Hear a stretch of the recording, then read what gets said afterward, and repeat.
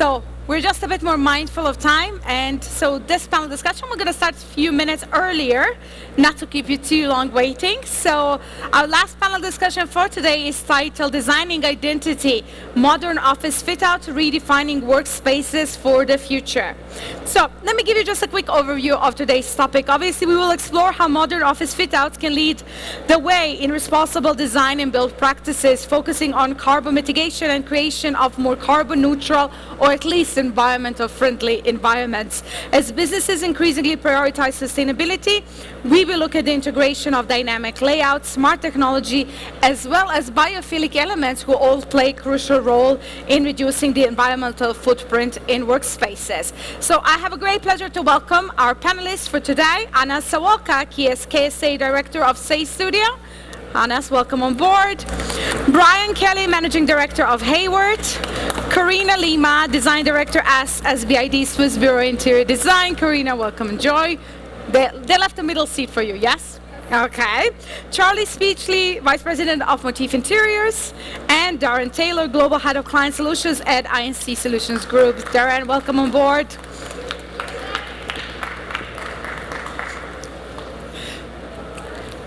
Perfect. Thank you all so much for joining us. We have mics. Everyone is ready? Yes, perfect. Okay.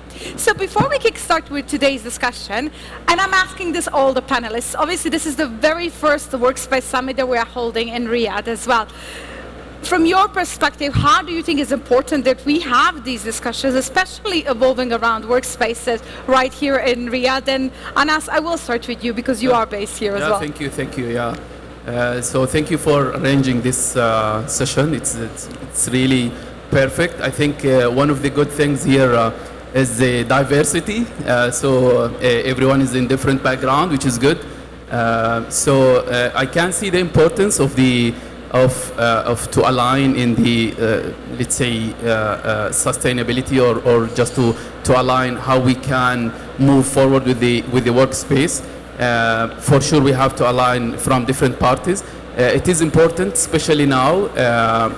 Everyone knows that Say Studio in transaction, let's say, time now, and we have to align for what we did already and what we will do in the future. So yeah, it's for sure it's essential. Yeah. Brian, from your side. Yeah, I think what we've seen happening in recent years, we've seen the growth of workspace in Dubai, and I think it's an opportunity for the industry to come together. There's a lot of growth opportunities here. We're seeing that, and especially here in Saudi Arabia. So to have a collective group of the entire industry sharing our thoughts, our visions, and hearing different opinions, of course, but to give the audience, the customers, the opportunity to see what's happening both here and internationally, I think we have an obligation to do that, and people shouldn't have to travel to Europe or the US to learn about what's happening in the world of workspace, and specifically around sustainability, which we'll be touching on today. So yeah, I think it's great, and this will continue to grow, I'm sure. Perfect, thank you. Karina? I think that is super important to understand as well how the market locally is evolving, and because this is a great place for the industry grow, not only the business industry but actually manufacturing.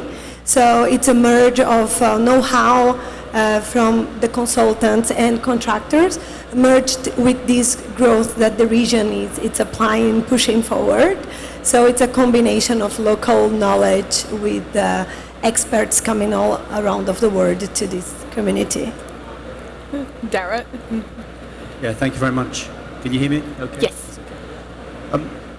INC have been really proud to be a part of the growth of the KSA industry, the construction industry, for the last 5 years. So we see the sustainability piece really growing. We're really enjoying being a part of it, and I think it's a natural next step for the country to embrace it and start to be able to encourage locally a lot more supply and less reliance on imported goods. So yeah, we're part of it. We're proud to be a part of it and looking forward to where sustainability takes us next. Perfect. Charlie, from your side. Yeah, I think we discussed similar in the last Workspace Summit. Maybe in the Middle East we've been kind of playing catch up in terms of sustainability and design and construction industry. So it's really exciting to see that the talks are continuing, developing. We're seeing in ourselves as designers and contractors, but also an interest now in our clients in sustainability, especially with the number of projects going on. It's an exciting time. Perfect. Thank you so much. And obviously, as Dubai Workspace Summit grew, we're also expecting the same for Riyadh wants to, open up this as a platform to have these kind of dialogues. And as you mentioned, Brian, when we talk about sustainability, all stakeholders have to be involved in that sense. From a designers, from a furniture manufacturer as well, from design and build and fit out contractors as well. I think, having all of you on stage for this important topic, and I don't think we're ever going to be done talking about sustainability, right? Never. Never, yes. Okay, so going back to, obviously, we wanted to talk a lot about carbon emissions, and, we talk a lot about net zero environments, and sometimes, we talk a lot about greenwashing happening in the industry, and it's nice to talk about sustainability, nice to put that green badge on your projects as well, but do you feel that we're there yet? Or are we just at the beginning of really embracing sustainability when it comes to how we build and how we design and how we execute our projects as well? So Charlie, maybe we can start with you. Yeah, I don't think we are there yet, but there's a lot of stuff happening. The exciting thing now is the amount of technology that's becoming available to accelerate how we can be more sustainable. One really interesting thing we're seeing now is the use of AI, machine learning, technology that can really improve the efficiency of buildings. So there's platforms, for example, that can notice and study the habits of the users and even preemptively know that this user likes to use this meeting room at this time with this light setting, with this AC temperature, which can drive huge savings in terms of energy and also cost for the users. Instead of the traditional model of a facilities manager sitting and manually controlling these things, they can make massive gains in the efficiency of the buildings. Thank you so much. Darren, from your side, there is a topic when we talk about carbon mitigation, and that's something that you are very passionate to talk about, because as you said, this is just a starting journey for INC as well. So just give us a bit brief overview, because I think it's going to be an interesting learning perspective for everyone who's maybe interesting to being part of that journey. Sure, thank you. INC Group as a whole takes a multi-pronged attack or strategy when it comes to sustainability. We have the ESG commit, which is the governance by the overall group, which is responsible for the implementation and the reporting of our green strategies throughout the group, and also then the individual regions which we serve, which is Saudi Arabia, the UAE and South Africa. Within that we have a green team, so it's made up of a lot of enthusiastic, genuinely concerned individuals that want to be a part of it all, and they, along with myself, we pull together our carbon calculation, so we calculate our carbon emissions on a yearly basis. We work with a global consultancy called AESG, which stands up against, the measurement stands up against the UN protocols for greenhouse gases. And then what we then, in terms of what we do then is that we have, naturally we go beyond, so we work with our supply chain, trying to create green as standards. So we're working with our supply chain and those expertise in order to get them to green as standards. We'd like to become a voice in the community. And what we'll talk about a little bit later is actually how we go beyond just using sustainable materials, how we go beyond just green practices and initiatives, and how we actually take our carbon impact and how we transfer that into projects for good around the world through carbon mitigation projects. That's quite interesting, because it is something that you're measuring, but also, Sure. what can be measured can be managed as well. Brian, just looking at my notes, you also mentioned that it's important to incorporate those AI and big data to give that, as Charlie mentioned, about space utilization. What can you tell us about that? Yeah, so we developed at Hayworth an AI planning tool a few years ago, before AI was a hot topic. And initially that was to allow our large global customers to decide which building was most best fitted to their requirements. So that allowed you to put in your headcount, your department counts, your culture type, and then the AI tool was then basically automatically creating this layout, and then you take the different buildings, the footprints, and it was able to identify which building. So that initially that was developed to help, reduce waste space and stuff, to make sure that it was the right fit. Then we have pre and post project sensors in our furniture, so it allows companies basically to analyze how the space is being used. A lot of companies use sensor technology to do occupancy and only occupancy. We brought it a step further to say, right, if we put it in the furniture, then you're actually analyzing, is the space being used as we intended? Because we talk a lot about collaborative spaces and different breakout spaces, but if they're massively underutilized throughout the day, it's a waste of real estate. So we study that during the project, and then we do a lot of refitting, working alongside designers as well to make sure that we're getting getting it done right collectively. And that then is reducing the footprint of each organization. I'll dive into a little bit more on the sustainability side in terms of the products then, as we touch on that. But that's some of the AI data-driven stuff that we're doing with our global customers and with local customers here as well, just to make sure that we're making data-driven decisions rather than making assumptions. Talking about that, is there any interesting data that came out that was surprising for you when it comes to that, how spaces are actually? So I know it goes case by case, but in general, I'm just curious. Well, but there's a few anomalies. I mean, there was some data. There's a funny story. We did a project in the region where a company was moving from building A to building B, and they were working with a design firm to decide, right, we have 8 meeting rooms. We need to know in the new building how many meeting rooms do we need, because we know it's underutilized. It's a waste of space. So we put sensors in all the seats in their existing office. They had a 24-person meeting room, 2 8-person meeting rooms, 3 6-persons, and a modulus. So we were able to do the data. We were able to tell them they're busy in the morning. This is how many people are in the room. So basically, in the new building, it was 3 2-person meeting rooms, like pods. 1 large boardroom with a retractable wall, because we knew they had over 12 people only once a month. So we were able to make 2 rooms and then a retractable wall, and then 1 6-person meeting room. The really funny data that came out of it actually was they realized that on a Saturday somebody was sitting on the sofa for 6 hours, and turns out the cleaner was having a 6-hour nap on a Saturday. So that was they were like, how is there somebody sitting on that sofa for 6 hours? So that was, the cleaner got a letter maybe after that, but that was some of the data. That's how we're using occupancy. The other thing is looking at collaborative spaces. Sometimes it's proximity. We had one client where they couldn't understand where the collaboration space was, so we went in and did a survey. Turns out it was so close to the CEO's office that nobody wanted to go in there, because they thought his perception would be, we're using this space, we're not working, so they didn't use the collaborative space. So then we refitted it, everything else. Other ones was spaces that actually had looking out the window at scenery or skies.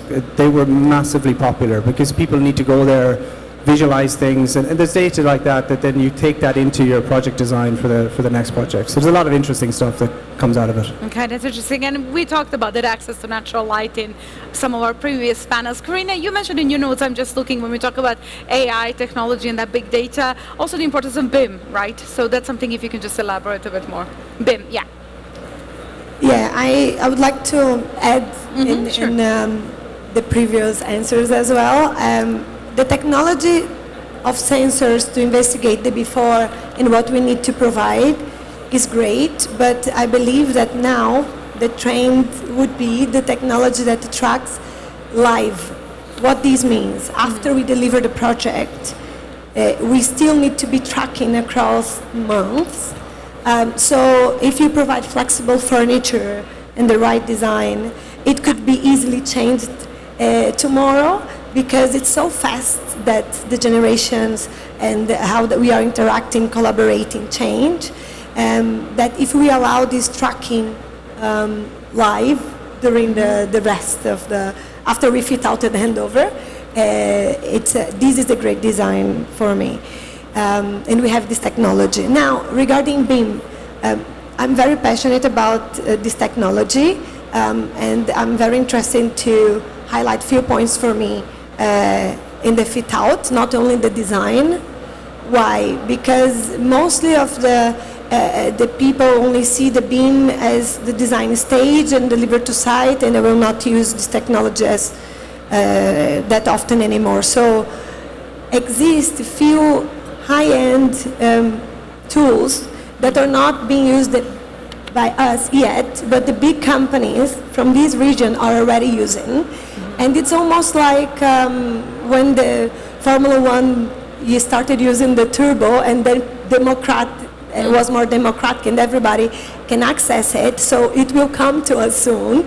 But what this technology is, we have all the BIM modeling, all the structures separated, interior design, architecture, structure, MEP and so on, and we can use virtual reality and go to site when it's completely empty and visualize it.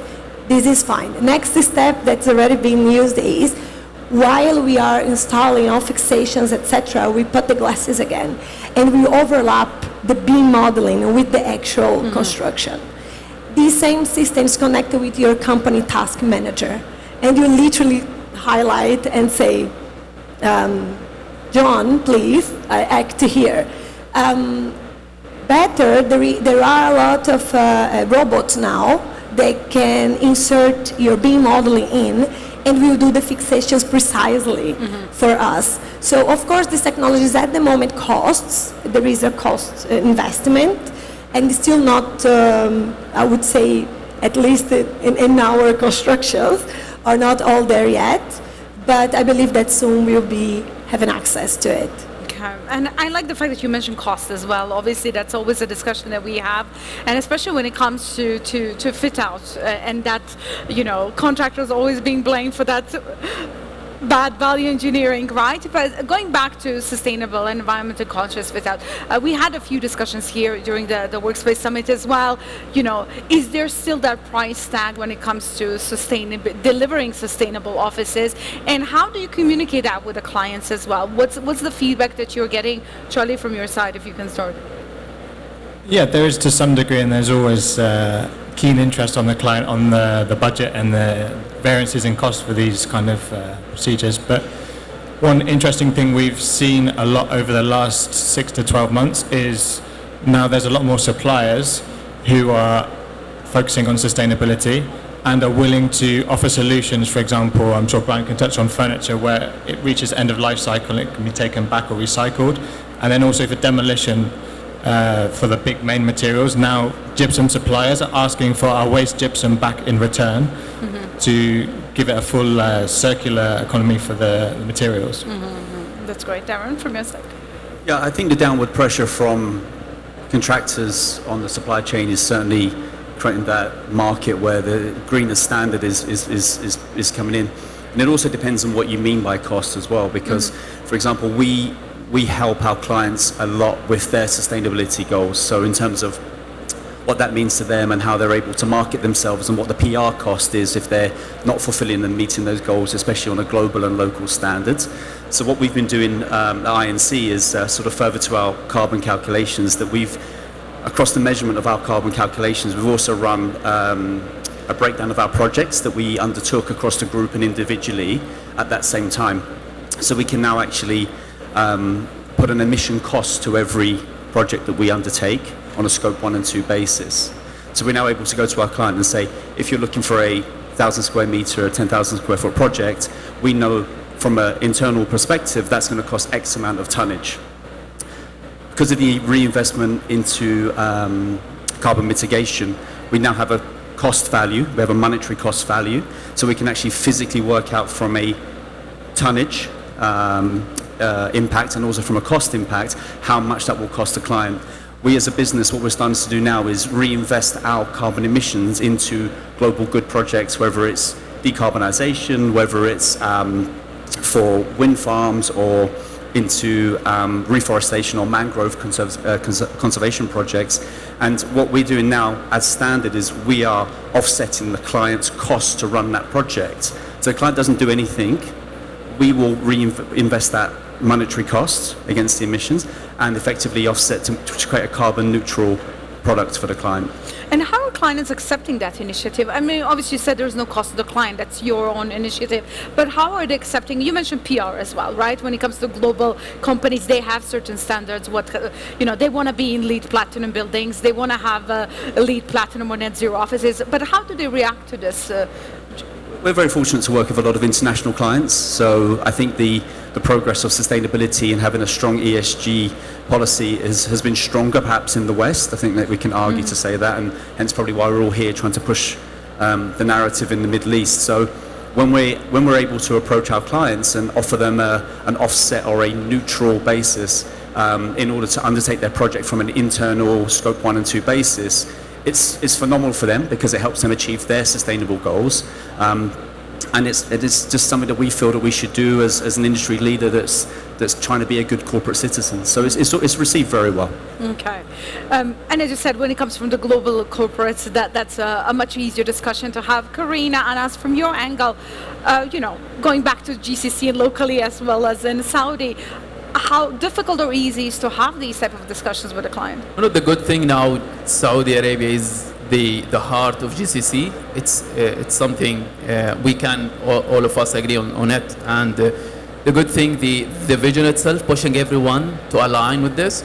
But back to your note that the GC, he's always the responsible. I'm not GC. I'm a designer, but it's 100% shared responsibility to make the space, let's say, the sustainability of the space in a high rate, because we are, as the designers, we have our tricks or we have our techniques to create the design to follow, let's say, to find or to reach the eco-friendly design, for the PMs to manage this and to manage the client expectation, and for GC to avoid value engineering and some actions might impact what the designer did already. And even for the furniture and other specialists, lighting, furniture, they are working in parallel with us to create this nice space. So for sure, it's a shared responsibility between everyone. Back to Saudi Arabia, again, maybe the good chance here that we have a big number of projects together, accelerated construction life, let's say, and this will give us a quick lesson learned and a quick, let's say, study for the client himself, to convince the client by a project we did it yesterday. So it was in GCC or especially in Saudi Arabia. I can remember when I came here 2013. It was difficult to mention to the client sustainability, and that's it. No, it's supposed to be something that the client can feel, can go to one of the offices to see the open space, the sunlight, where is the workstations, the managers are close to the cores, so the light will go through the space. These things that the client can feel, and he can understand that open space is more efficient, and it will be his benefit. So it is not something you will pay, not necessary for you to pay or to consider a cost for this sustainability. So again, we are in a good position in Saudi Arabia for sure. Okay, Karina. Yeah, I think that especially Saudi is giving a lot of attention. The government has launched sustainability programs and goals, very clear. So I think that when it's coming from the government saying, setting the example, setting the standard, then everybody that is working here, that is creating new spaces here, is follow it. So basically the goal is clean energy, right? So clean energy, how we can reduce the carbon footprint. And this is first step design, and then we need to make them understand how this impact as well in the construction. So initially, I would say it's not that easy to understand the initial investment cost, because sometimes it's higher than the traditional old way. But when we bring to the table the facility management benefits of it on long term, they start seeing that the numbers make sense, right? So you have, like Brian was mentioning before, a lighting control system integrated with sensors of presence and so on, that can literally understand how the space is being utilized, and you can optimize it. So this is directly affecting, let's say, the money, the investment, and this is how you start convincing them. And regarding the fit out itself, if you show how many hours manpower would be saved if we use a new technology, so these comparisons being shown to the client, they start to understand that actually it's not more expensive, but it's an investment that for future will be worth it. Yeah, and it's having that long-term vision as well. Just going back what Anas mentioned about shared responsibility, and Brian going back to manufacturing as well. You also, as Hayward, you set up certain net zero goals 10 years from now. Why, 2050, 2030, Well, 2025, 2030, and 2050. 50, yes. Yeah. So just give me a brief overview of that, because for manufacturing it's also very important to understand. Yeah, I mean, as the largest privately owned office furniture manufacturer in the world, it's first of all driven by the goal of the family themselves. They want to be a good corporate citizen, as Darren made reference to.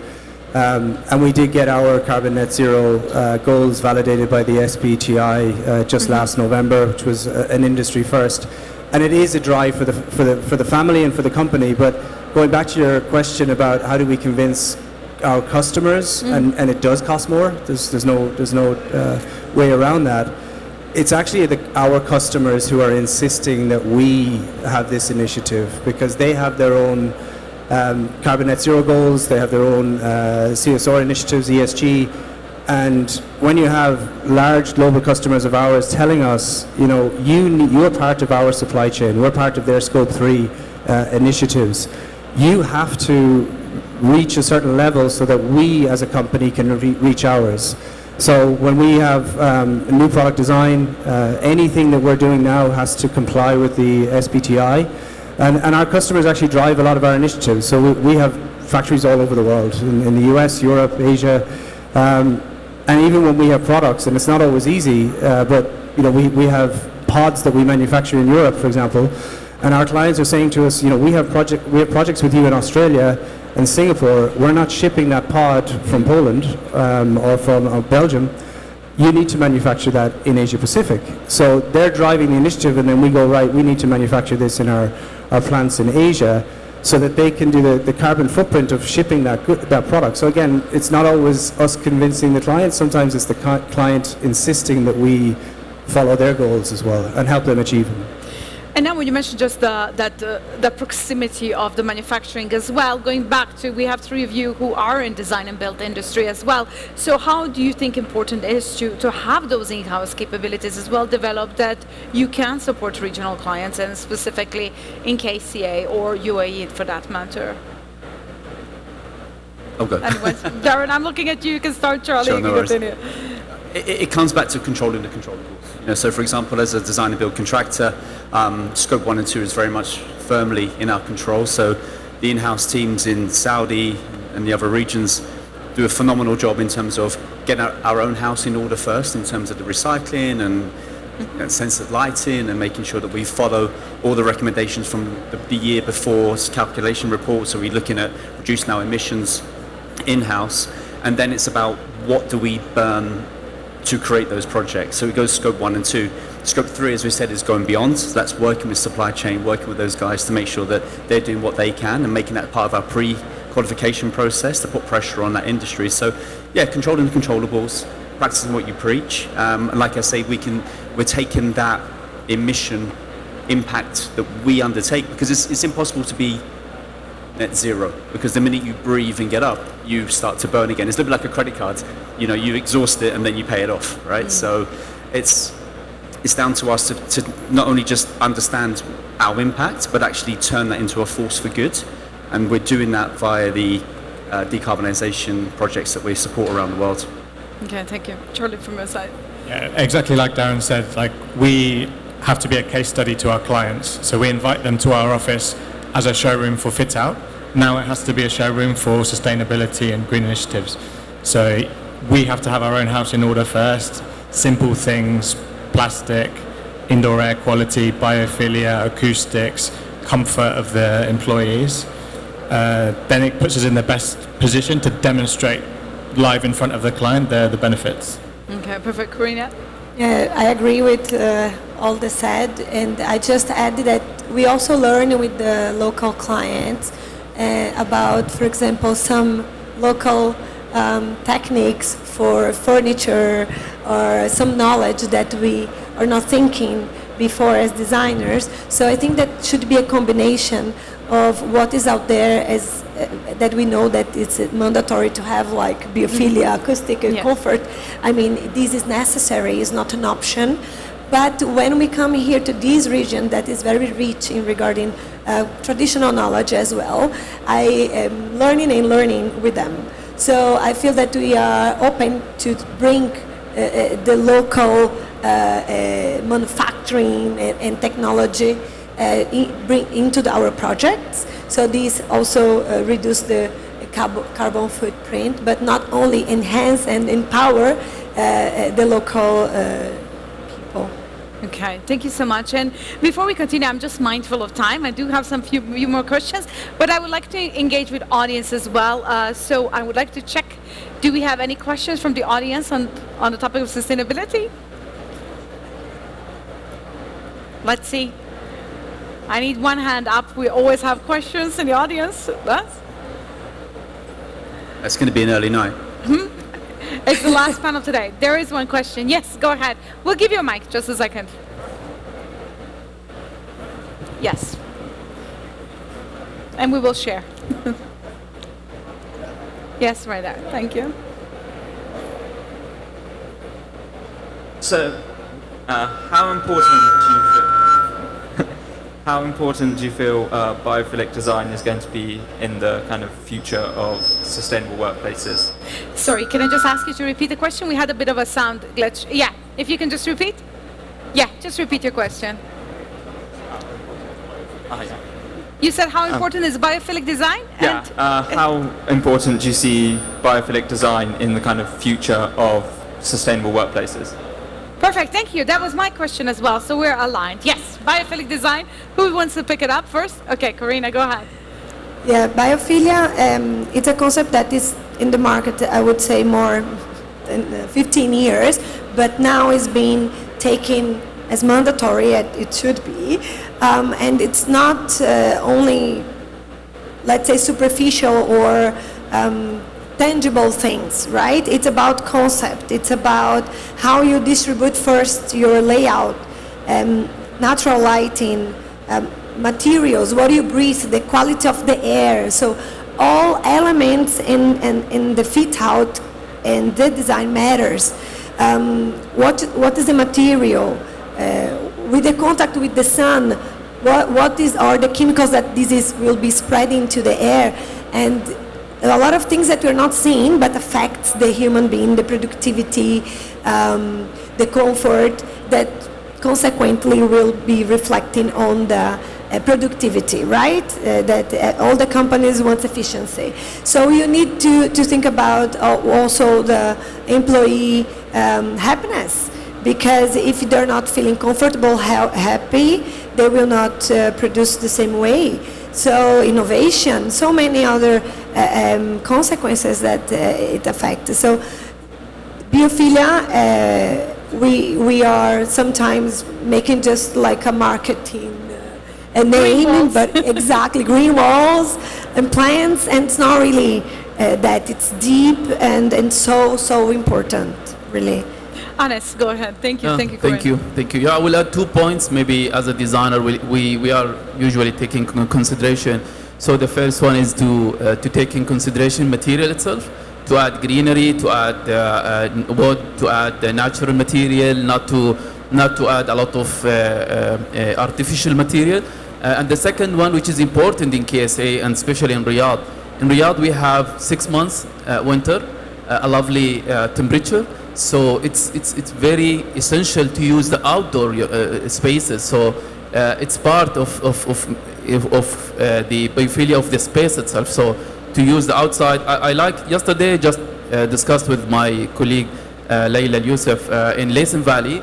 There is terraces for the tenant itself. It's not only for restaurants or for public use. So 6 months you can enjoy the nice weather in Riyadh, which is something we have to insist to use it, not to leave it, just optional. No, we have to utilize it and use it as a part of pantry or a part of recreation. So yeah, it is important to use outdoor.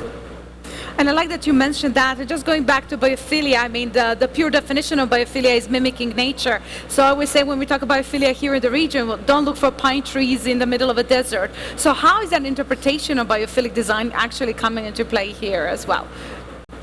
Anyone? Okay. Go, Karina, go. I think that we need to understand different types of nature, right? And people always say that the desert's not nature. I don't understand this, honestly. I feel that there is a lot of beauty in all kind of natures. And for me, we need to embrace it, especially here in this country. We don't have only desert. We have flowers, we have the sea, we have the mountains. So it's actually a lot of rich environments that could be brought into the design. References such as fabrics, for example, and things like these that can remember where you are and the touch of feeling the nature in the office. The visual connection is also very important. Like you said, we need to enjoy the spaces in and out, or at least in the summer, if we cannot go out, we can see. So these help us with the perception. Yeah. Perfect. Thank you so much. I will just check do we have any more questions? Okay, one more question here, Vijay. Go ahead. Thank you. So all of you are doing a lot of work in the region, and you've been doing for some time, right? Am I audible? Yeah. One of the key parts of sustainability is about local sourcing, right? And the region has had this history of things are not available, they're not manufactured here, and hence everything is imported. Of course, you can offset, carbon emissions, but have you, for example, in your experience, seen that trend change? Are you seeing local manufacturing increase here, or are you seeing plans for that happen? Because that is going to be a big step towards the sustainability goals of the kingdom and the entire region, right? Okay. Yeah, the government is helping us. Yeah, Anas, go ahead. Go ahead. And Yeah, it's a very good point, and it's something that, as a global manufacturer, it's been talked about a lot, that there's local sourcing and percentage of content. It's much easier said than done. I mean, as I mentioned earlier, we have very stringent sustainability SBTI goals that are analysed and assessed on an annual basis. So as much as we would say, yes, we'd love to set up local manufacturing, and it's not just in Saudi, it's in Egypt, it's in every country, you're hearing it, right? So the difficulty for us as a manufacturer that we have to overcome is that when we do introduce the local sourcing, is that it also complies with the regulations that we're following in the SBTI guidelines. So it is something that cannot just be done overnight. It's a process we have to go through. But I certainly think it's something that everyone has to look at now. It has to be done, really. Anas, you wanted to add something on this?